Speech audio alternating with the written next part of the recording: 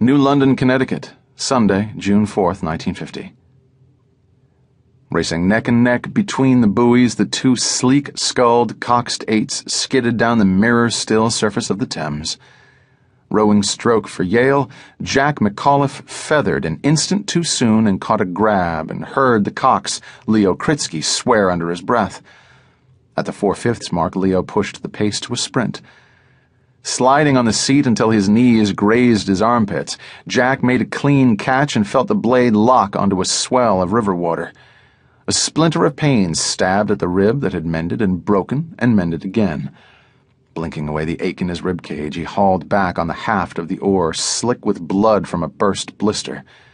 He caught a glimpse of the Harvard 8 riding on its inverted reflection, its oars catching and feathering and squaring in flawless synchronization. When the Yale skull soared across the finish line just ahead of the Crimson's hull, he slumped over his oar and tried to recollect what whim of craziness had pushed him to go out for crew. "In your view, Coach Waltz, what's the most difficult moment of a race?" called the reporter from the Yale student newspaper. Waltz screwed up his lips. "I'd say it's when you reach for the next stroke, because you're actually going in one direction and the hull's going in the opposite direction. I always tell my men that rowing is a metaphor for life. If you're not perfectly balanced over the keel, the boat will wobble and the race will slip through your fingers." "Anyone for a green cup down at Maury's?" Waltz said. "Mind if I take a rain check, Coach?" one of the oarsmen asked. One after another, the rowers begged off and headed back to college with their duffel bags slung from their shoulders. Only Jack and Leo's girl, Stella, took the coach up on his invitation. Maury's was nearly deserted when they got there. 2 waiters and a handful of students, all wearing ties and jackets, applauded the victory over the arch-enemy Harvard.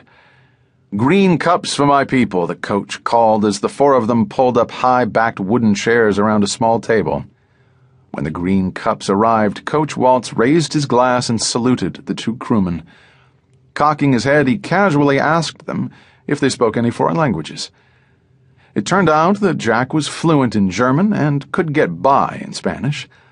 Leo, an ardent, angry young man who had been raised in a family of anti-communist Russian-Jewish immigrants and was majoring in Slavic languages and history on a full scholarship, spoke Russian and Yiddish like a native and Italian like a tourist.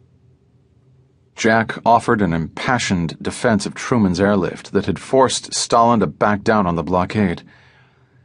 "If Berlin proves anything," he said, "it's that Joe Stalin understands only one thing, and that's force." Leo believed that America ought to go to war rather than abandon Berlin to the Reds. Coach said, "I'm curious to know how you men see this McCarthy business." Jack said, "All right, maybe Joe McCarthy's overstating his case when he says the government is crawling with card-carrying commies. But like the man says, where there's smoke, there's fire."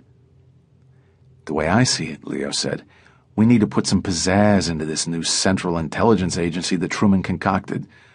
We need to spy on them the way they're spying on us." "That's the ticket," Jack heartily agreed. On the way back to the off-campus apartment that Leo and Jack shared when they weren't bunking at the Yale boathouse on the Housatonic, with a Russian exchange student named Yevgeny Alexandrovich Tsipin, Leo tried to argue with Stella, but she stuck to her guns.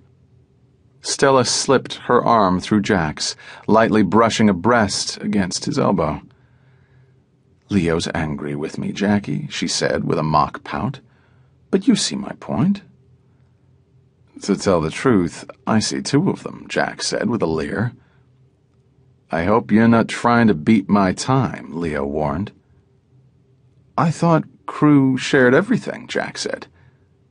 Leo stopped in his tracks. "So what are you asking, Jack? Are you asking me to lend you Stella for the night?" "You're doing it again," Jack warned good-naturedly. "Exposing the chip on your shoulder." "When is it going to sink in?" Stella told Jack. "The chip on his shoulder is what he's all about." She turned on Leo. "Let's get something straight," she said, her face a mask of seriousness.